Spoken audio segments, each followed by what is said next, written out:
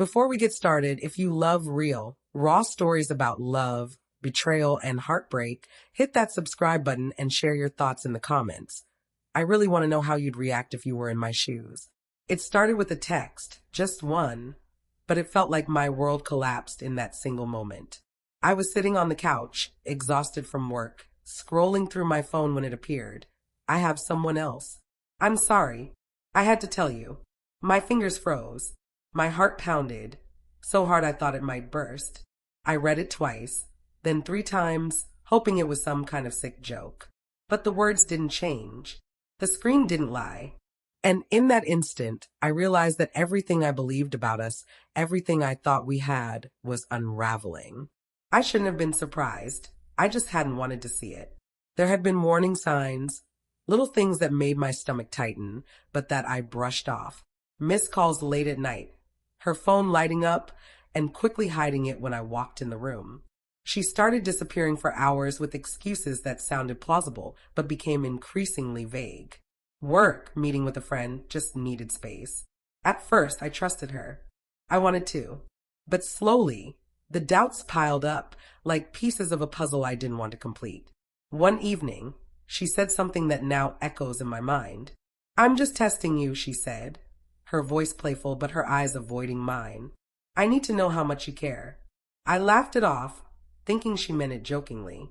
But there was something in the way she said it, something almost rehearsed, that made my chest tighten. It was the first real crack in the foundation I had built our life on. For days after, I felt this creeping anxiety I couldn't shake. I questioned myself constantly. Was I being paranoid? Was I imagining things? But the more I watched, the more I noticed the secret smiles at her phone, the whispered messages, the sudden giggles when I was only a few steps away. I tried to convince myself that I was overthinking. I wanted to believe in her, in us. But trust doesn't survive in silence when the signs are screaming at you. Then came the text, the one I had feared, and in some part of my mind, almost expected. She admitted it flat and cold. "I have someone else." I stared at the screen, my hands trembling, unable to process the reality of the words. I remembered the nights we spent planning trips, laughing at inside jokes, sharing dreams of a life together. Every memory suddenly felt tainted, like looking at a painting and realizing the colors were all wrong. I wanted to scream. I wanted to demand answers, to break something, to make the world feel real again. But I didn't. I just sat there, letting the wave of shock, betrayal, and heartbreak wash over me. The air in the room felt heavy, like the walls themselves were pressing down. My chest ached with every breath.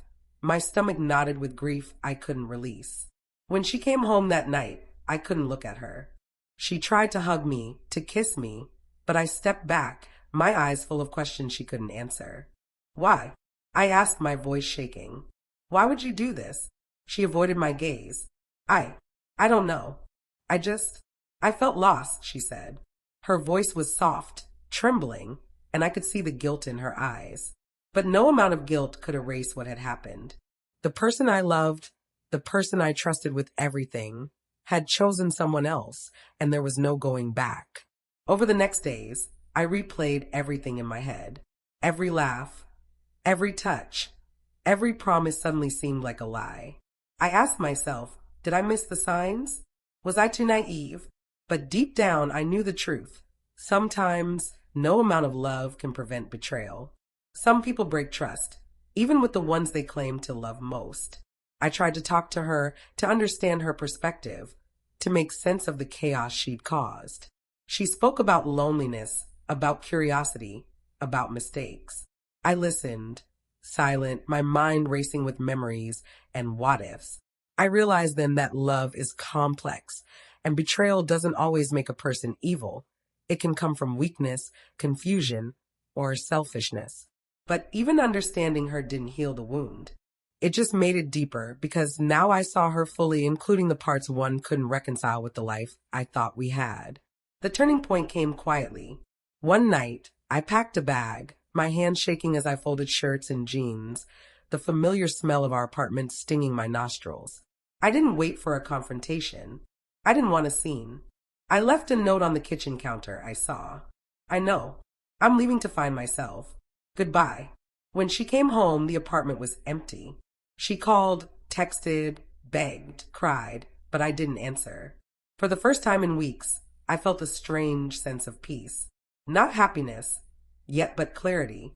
The pain was still there, raw and jagged, but for the first time, I realized that moving away from betrayal was an act of self-respect. In the quiet of that night, sitting in my car with the engine off, I reflected on everything we had. I mourned the love we lost, the memories that now felt like illusions. But I also understood something vital. Trust, once broken, cannot be repaired with apologies alone. Healing comes from letting go, from choosing yourself over someone who chose differently. I won't lie, pain lingers. Sometimes I see a street we walked down or a song we loved, and my chest tightens. But I've also learned resilience. I've learned that heartbreak can teach strength, self-respect, and clarity. And maybe someday love will return, not as a replacement, but as a reminder that life moves forward, even when we are left holding the shards of what once was. So, to anyone who's ever felt the sting of betrayal, know this. Your feelings are valid, your pain is real, and your life doesn't end with someone else's mistakes. You can rebuild, you can heal, and above all, you can honor yourself, no matter how much it hurts.